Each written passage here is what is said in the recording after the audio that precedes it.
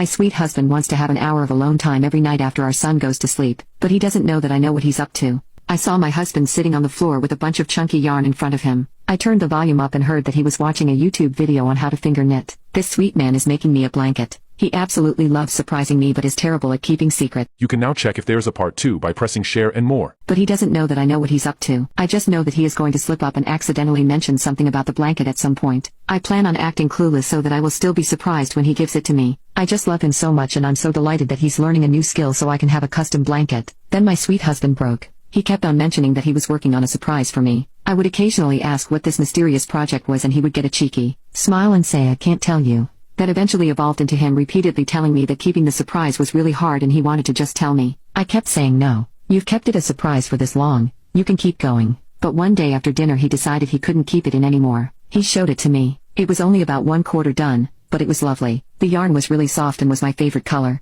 I could tell he had taken his time because of the consistency of all the loops. Even unfinished it was perfect. He told me that he kept moving it around to different hiding spots, but since our house is very small it was only a matter of time before I accidentally found it. He said he had run out of yarn and asked if I wanted to pick out another color to add to it. I said yes and we made a little date out of it. We grabbed lunch and then walked around the craft store before I picked out a complementary color to the one he chose. He hasn't had much time to work on it the last few days, but he assured me it will be finished by my birthday. I am wildly impressed with how long he kept it a secret and I'm so excited to have my first ever handmade blanket. You can now check if there's a part 3 by pressing share and more.